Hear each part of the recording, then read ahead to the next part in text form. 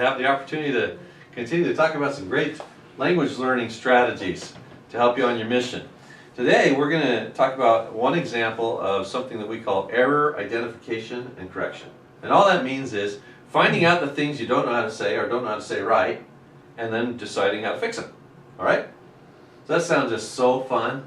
Isn't it fun to focus on your faults? It actually is pretty exciting because once you've eliminated them, once you can't find any more, you really progressed. You've gotten to where you want to be. So today we're going to use the Vocabulary and Phrases book. And so does everyone have your Vocabulary and Phrases book? And it's a really simple process. There are several different ways to do this, but you can use the materials. And I like this book because it often has just the stuff you need to say sooner or later that you're going to need to teach. And you can work on making sure that you know how to say those things just on the spur of the moment by working through them ahead of time and finding out the right ways to say them. Okay? So we're going to go to page 18 because I know a couple of you mentioned that, sorry I'm chirping, I know that a couple of you mentioned that, that you're working on that doctrine right now with your investigator. So turn to page 18, which is titled Agency and the Fall of Adam and Eve. And I want you to do something very simple, and that's take your hand and cover the column of Spanish phrases so that you can see the English. Right? Then look at the English. What's the very first phrase in English? God created Adam and Eve in his image. Okay, God created Adam and Eve in his image. That's a pretty long, pretty big phrase. You've been in intensive Spanish learning for about a month now, and so you have to bring to bear all of your Spanish knowledge from that month. And now, on your own, go ahead and say to yourself, you can say it out loud, say to yourself in your very best effort, without looking, how you would say that phrase in Spanish. Dios creó Adán y Eva en su imagen. Okay? Yeah, and if you don't know how, do all the parts that you can, because what this does, you're looking at the phrase. Remember, step one is always meaning. Focus on meaning. You got the meaning right there. The next step is always focus on form. What is the form that I would use to communicate this phrase to an investigator? So you just tried to create the form. Okay? Now, the problem is, when we're new to language, we often create forms that aren't quite native-like. And so we always want to compare them with the native and see if there's anything that needs to be fixed. So, everyone's done it? Go ahead and lift your hand and compare it with the native example. Okay, what's the first word there? Dios. Dios. Did everyone start with that word? Yeah. Okay, well done. Then we have created. What's that word? It's creó? Creó.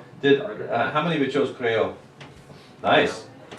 Okay, then what's that next word? It's the letter A. Okay, did everyone put the A there? No. Some of you didn't, okay.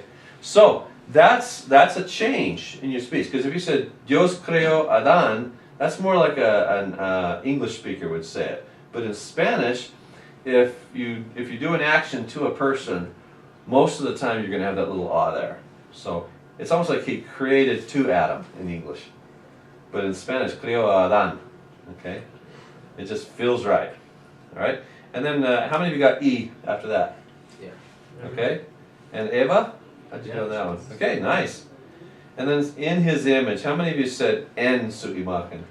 Yeah, I think I might have said that too if I had done it. But this is to his image. That's just the way that they like to say it. So it's another a. Okay? A su imagen. Interesting. And how about imagen? Some of you got that, I heard it. Some of you weren't sure. Okay, so it's like image with an N on the end. Any questions about that phrase or why it's built that way? Okay, now here's the most important step of all. Okay, remember what step 3 was? After form and meaning, there was a third step before apply. It was practice out loud until you can do it without looking. So cover up the Spanish, do the same phrase again. See how much you remember. Dios creó Adán y Eva en su imagen. Okay, now once you're done, lift your hand and check again. If you missed anything, hurry and cover it up and do it again. And if you got it right, do it again too. Dios creó Adán y Eva en su imagen. Okay, how'd you do? Pretty good? Much better. Okay, you just nativized your speech. in that phrase, and in probably other similar phrases. So you're picking up a whole lot of grammar, and you're picking up words, and you're all doing it in the context of stuff you need right now. So it's hard work. If you do this for 20 minutes, you'll just be like, oh, but it is really good because of that, okay? Like running sprints. Let's do the next one. What's it say in English? God placed Adam and Eve in the Garden of Eden. Okay, we might need to say that, right? In teaching our investigators. All right, go ahead on your own and give it a try. Dios puso Adán y Eva en el jardín de I say Eden. Eden. They Eden. El jardín de Eden. Okay, Dios.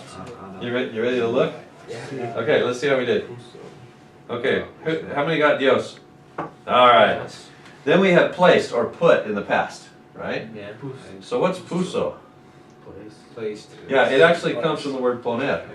Yeah. Poner, which is to put. It's just past tense for put, it's irregular. So that's one you just have to learn.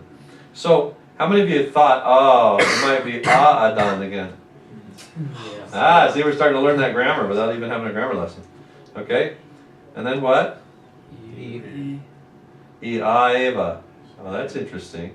You probably could have done that in the first phrase too, they just chose not to. Which makes me think maybe it's Adán y Eva or Adán y Eva. It's maybe optional. Something to check on. Then what? En el jardín de Eden. Okay, so this is literally physically in, so we had to say en. En el jardín de Eden. Sorry, I'm going to turn off my phone here, it's chirping. Okay, so there we go. All right, so any questions on that one? No. Okay, cover it up and try it again. Dios puso Adán y Eva en el jardín de Eden. Dios puso Adán y Eva. You go ahead and do it a couple times.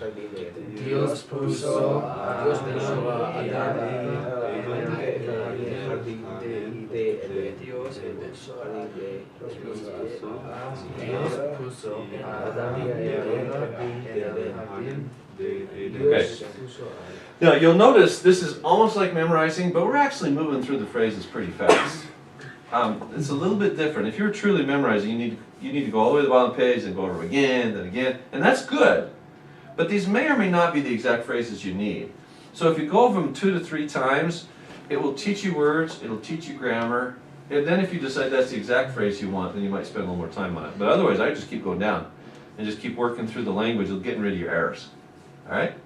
So, what I'm going to give you now is a couple of minutes, and I want you to just keep doing this, but do it on your own. Cover it up, translate it, check, cover it up again, and do the same phrase, and just go down and do 3 or 4 phrases.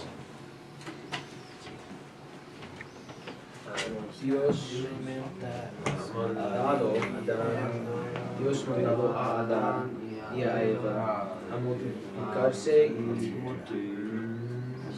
la tierra.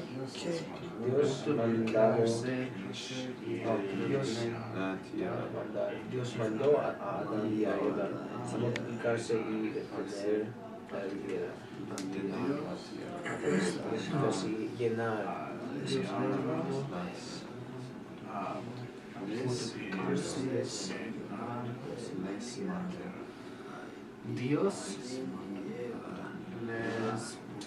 Dios les mandó a Adán y a Eva a multiplicarse y a llenar la tierra. Dios les mandó a Adán y a Eva a multiplicarse y llenar la tierra. Dios les mandó a Adán y a Eva multiplicarse y llenar. So just say one syllable is like let's move. Dios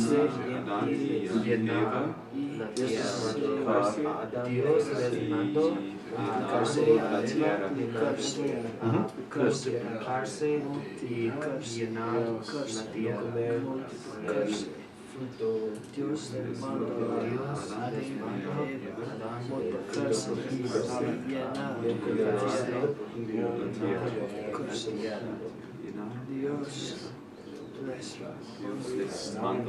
Cuando en el jardín de Eden No puede tener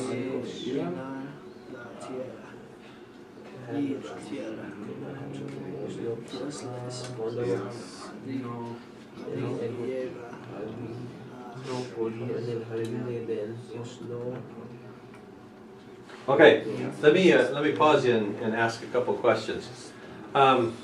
First of all, how's this working? Is it helping you to identify things that you've got to fix? Yes. Okay, good. Is it hard? Yeah. Yeah, it's a real workout. If any of you like pumping weights, you're doing it right now with all of the muscles that missionaries use. You're pumping your missionary muscles up here and right here, okay? So don't hesitate to do this regularly.